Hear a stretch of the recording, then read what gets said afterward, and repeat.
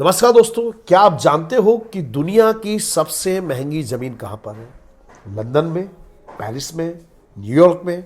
नहीं, दुनिया की सबसे महंगी जमीन का टुकड़ा भारत में है।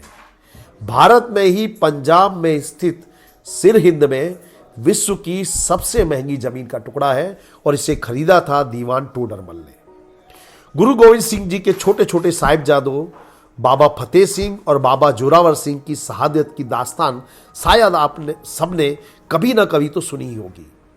यही सिरहिंद के फतेहगढ़ साहिब में मुगलों के तत्कालीन फौजदार वजीर खान ने दोनों साहिबजादों को जीवित ही दीवार में चिनवा दिया था।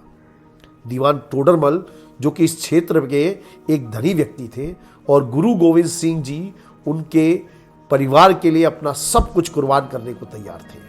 उन्होंने वजीर खान से साहिबजादों के पार्थिव शरीर की मांग की और वह भूमि जहां वो शहीद हुए थे वहां पर उनकी अंत्येष्टि करने की इच्छा प्रकट की।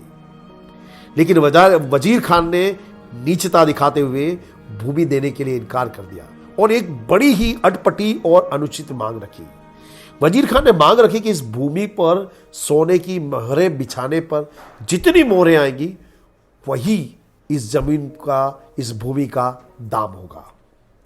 दीवान टोडरमल ने अपना सब भंडार खाली करके सब मोहरें भूमि पर बिछानी शुरू की तो वजीर खान ने धृतता की पराकाष्ठा करते हुए कहा कि मोहरें बिछाकर नहीं बल्कि खड़ी करके रखी जाएगी ताकि अधिक से अधिक मोहरें वसूल की जा सके।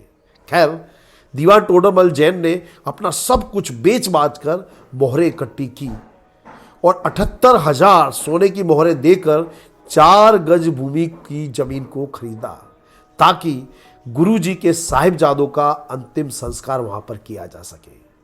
विश्व के इतिहास में ना तो ऐसे त्याग की कोई और मिसाल है और ना ही कभी मिलेगी। जब बाद में गुरु गोविंद सिंह जी को इस बारे में पता चला तो उन्होंने दीवान टोडरमल से कृतज्ञता प्रकट की और उनसे कहा कि वे उनके त्याग से बहुत प्रभावित हुए हैं।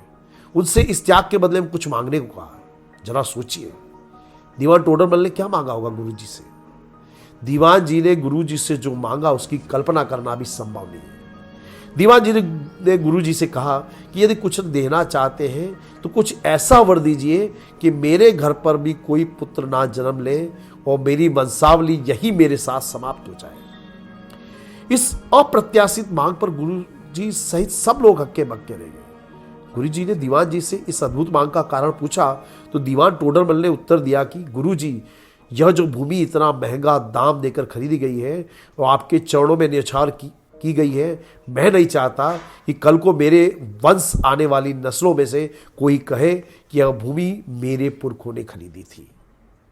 यह थी निस्वार्थ त्याग और भक्ति की आज तक की सबसे बड़ी मिसाल। आज किसी धार्मिक स्थल पर 4 ईंट लगवाने पर भी लोग अपने नाम की पट्टी पहले लगवाते हैं। एक पंखा तक लगवाने पर उसके पंखों पर अपने नाम छपवा देते हैं। पर देश के इस महान सपूत ने अपने दान का से अपने पुरखों तक को देना गवारा नहीं समझा। श्री दीवान टोडरमल जी एवं साहिबजादों के श्री चरणों में सत सत नमन।